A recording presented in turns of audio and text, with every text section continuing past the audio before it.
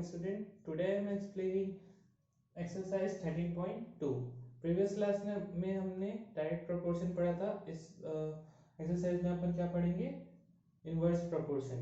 देखो direct proportion में क्या होता था, आपको जो वैल्यू दी होती थी वो बढ़ती जाती थी. जैसे जैसे वैल्यू इधर आती इधर रहती थी, इधर क्या होती थी, बढ़ती थी. इनवर्स में क्या होगा, उसका उल्टा होगा. फॉर एग्जाम्पल क्वेश्चन नंबर 1 ही ले लेते हैं. देखो फर्स्ट क्वेश्चन जो है उसमें आपको स्टेटमेंट दिया हुआ है, आपको पढ़ के उसको बताना है कि वो इनवर्स है कि डायरेक्ट है, क्योंकि आपको जो आने वाले क्वेश्चन है उसमें क्वेश्चन पहचानना आना चाहिए. आपके एग्जाम्स में क्वेश्चंस जो होंगे वो ऐसे नहीं है कि सीधा डायरेक्ट इनवर्स है या इनडायरेक्ट, मतलब इनवर्स प्रोपोर्शन है, ये नहीं दिया रहेगा, आपको पहचानना होगा.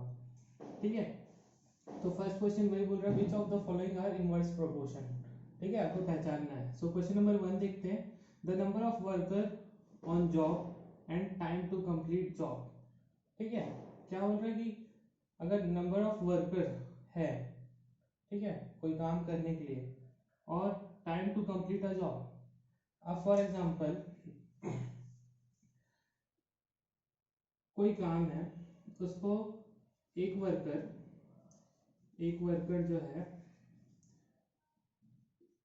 एक वर्कर ले रहा है 20 मिनट्स.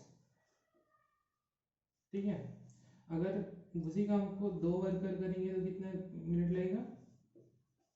10 मिनट्स.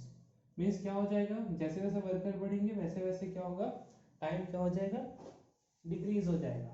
ठीक है, इसमें उल्टा चलेगा. सो इसके आंसर में आप लिख सकते हैं as per increase in worker time क्या होता है, टाइम टेकन लेस. ठीक है, टाइम क्या होता है, अपन कम लेते हैं. तो इसका मतलब ये क्या है, इनवर्स प्रपोर्शन. ठीक है, means okay. Now second question देखते हैं. The time taken from a journey and the distance travel in a uniform speed. ठीक है, आप कहीं भी जाते हैं एक डिस्टेंस, फॉर एग्जांपल आप ले लीजिए, आप जा रहे हैं 1 आवर लग रहे हैं आपको 20 किलोमीटर्स के लिए. ठीक है, अज्यूम अ बाइक और अ बाइसिकल, आपको आप 1 आवर में 20 किलोमीटर चल रहे हैं. ठीक है, अगर क्या बोल रहे हैं, यूनिफॉर्म स्पीड. ठीक है, मतलब एक ही स्पीड से आप चल रहे हैं. अगर 2 आवर्स होगा तो आप कितने चलेंगे, 40 किलोमीटर्स. ठीक है, 3 आवर्स में 60. मीन्स ये क्या हो रहा है, जैसे जैसे यहाँ बढ़ रहा है वैसे वैसे इधर बढ़ रहा है. क्यों बोल रहा है, क्योंकि आप एक ही स्पीड से चल रहे हैं. मान लीजिए आप 20 किलोमीटर पर स्पीड से चल रहे हैं. ठीक है, सो ये वाला क्या हो जाएगा, इसमें अपन आंसर में क्या लिखेंगे, both time and distance are increases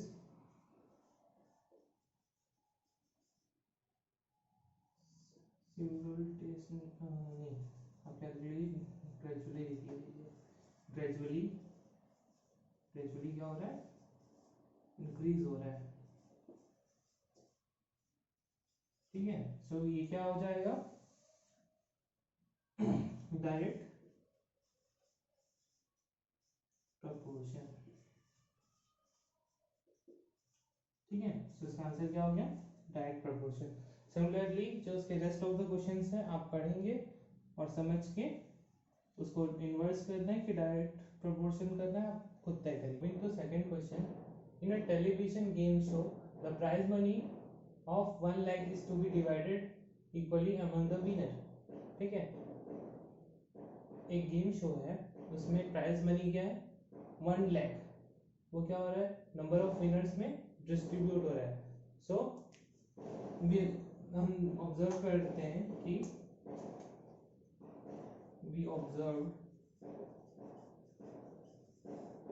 we observe for first winner prize money is 1 lakh and for two it's 50,000. So it means जब नंबर ऑफ विनर्स बढ़ रहे हैं तो क्या हो रहा है, प्राइज मनी कम हो रहा है, ग्रेजुअली क्या हो रहा है, डिक्रीज हो रहा है. तो ये किसका क्वेश्चन है, इनवर्स प्रोपोर्शन का. सो अपन को क्या पता चल गया, ये किसका क्वेश्चन है, इनवर्स प्रोपोर्शन का. आपको क्वेश्चन पहचानना बहुत जरूरी है, ठीक है. क्वेश्चन पहचानोगे नहीं तो थोड़ा गलती कर सकते हैं. नाउ वी assumed that ये जो ब्लैंक स्पेस है, ठीक है, अब नंबर ऑफ विनर्स जो है इंक्रीज होंगे, ठीक है. तो उसके जो वैल्यूज हैं उसको अपन एज अ वेरिएबल क्या ले सकते हैं, ए बी सी डी और ई. ए बी सी डी है. नाउ अपन लिख सकते हैं 2/4 इक्वल टू ए अपॉन 50,000 क्यों, क्योंकि ये इसके सबसे करीब है ना. सो 2 इंटू 50,000 इक्वल टू 4 इंटू या फिर ए इंटू 4. सो 4 इधर आ जाएगा और ए इधर आ जाएगा और 4 क्या हो जाएगा, नीचे से जाएगा. सो क्या बचा अपने पास, 50,000 अपॉन 4. इसको काट लेते हैं अपन, है ना. सो क्या हो जाएगा, हाफ इसका 25,000. सिमिलरली अपन को निकालना है 4 का, सॉरी ये वैल्यू क्या मिल गई अपन को, 25,000. सिमिलरली आप ए बी सी डी और ई का भी निकालेंगे. मैं बी का निकाल के दिखा देता हूँ. बी की वैल्यू क्या है यहाँ, मतलब अपन क्या ले रहे हैं, 2/5. ये एज इट इज रहेगा. So B upon 50,000. Okay. Now B इस तरफ आ गया और ये क्या हो जाएगा, 2 इंटू 50,000 अपॉन 5. ये कट जाएगा इससे. सो इट मीन्स ये हो जाएगा 10,000 इंटू 2 20,000. ये मिल गया अपन को बी की वैल्यू. नाउ आप ए बी सी डी और ई का मतलब सी डी ई, हाँ यहाँ पर आ जाएगा 50,000 सॉरी 20,000. सिमिलरली आप बाकी जो वैल्यूज हैं सी डी और ई का खुद से निकाल लेंगे. Now moving to the next question number 3. Now moving to question number 4.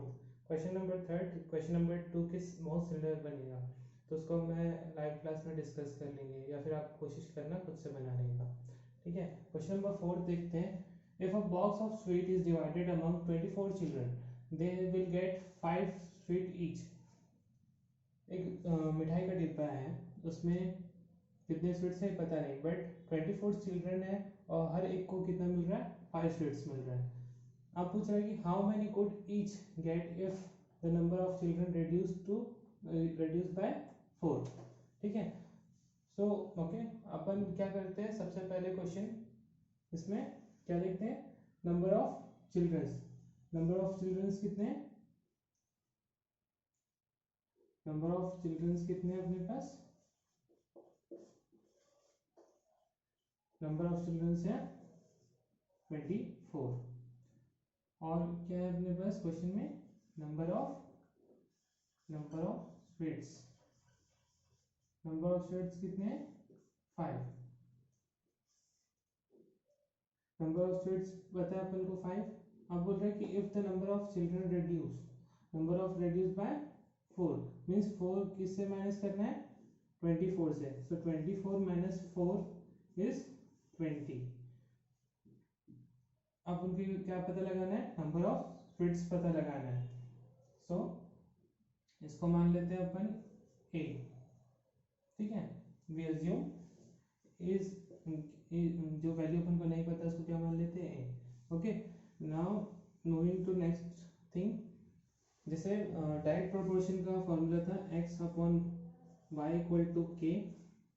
ठीक है ओके सिमिलरली इसका क्या फॉर्मूला होता है x1 y1 equal to x2 y2। Okay अपन कैसे इसको लेते हैं x1 इसको मान लेते हैं x इसको मान लेते हैं y। सो फर्स्ट वाला टर्म क्या है x1 सेकेंड टर्म क्या है x2। Similarly y1 y2। ठीक है अब ले लेते हैं अपन वैल्यू को पुट कर लेते हैं। सो x1 की वैल्यू क्या है यहाँ पास 24 into y1 is 5 equal to x2 is now 20 into y2 is a। Okay a इस तरफ आ जाएगा 24 इंटू 5 20 क्या हो जाएगा नीचे चले जाएगा। सो अपन इसको काट लेते हैं 12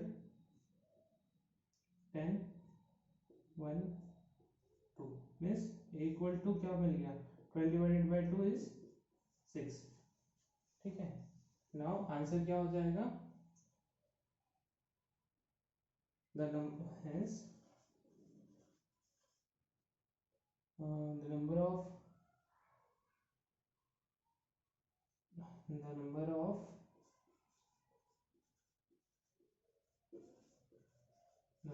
streets क्या है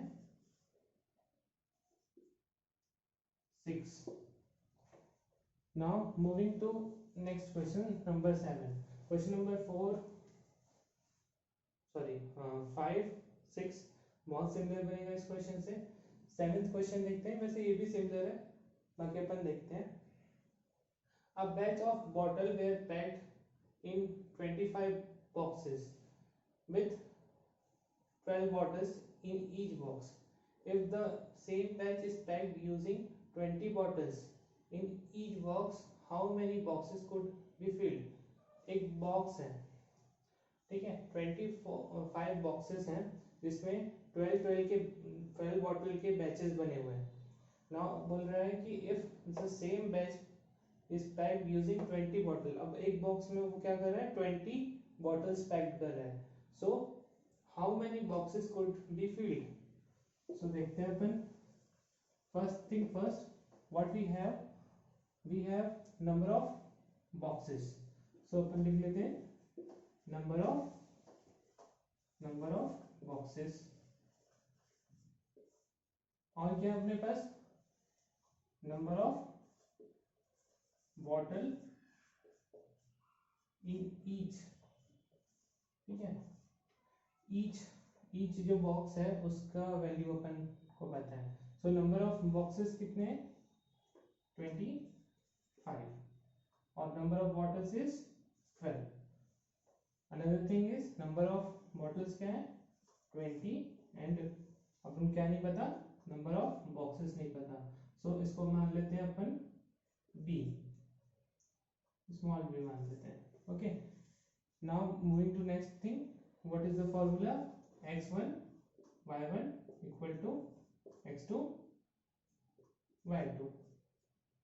ये इनटू में रहेगा सो ये x2 और y2 एक साथ लिखोगे। ठीक है कंफ्यूज मत होना। ये क्या है ना x और ये क्या है y। सो इट मींस ये हो जाएगा x1 ये हो जाएगा x2 y1 y2। ठीक है now we have to put the value. अच्छा आपको ये इनवर्स प्रोपोर्शन है कैसे पता चला जैसे कि मतलब 12 बॉक्सेस हैं, उसमें 25 बॉक्सेस, उसमें 12 बॉटल्स पैक करेंगे और 20 बॉटल्स अगर पैक करेंगे तो ऑब्वियसली लेस लगेगा। सो आप क्वेश्चन को पढ़ के समझोगे कि इनवर्स प्रोपोर्शन है कि डायरेक्ट प्रोपोर्शन है। अगर वैल्यू बढ़ती रहेगी तो वो क्या होगा, डायरेक्ट प्रोपोर्शन, ठीक है, और कम होगी तो क्या होगा, वो inverse proportion. Now we have to put the value. So what is the first value, 25 into y1 equal to क्या हो जाएगा, b इंटू 20, b इधर चले जाते हैं, सो 25 इंटू 12 अपॉन 20, 5 से काटते हैं, 5 4 3, सो 5 इंटू 3 b इक्वल टू 15। सो अपन को क्या रिक्वायर्ड है कि hence 15 boxes will be filled। क्या हो जाएगा इसका आंसर।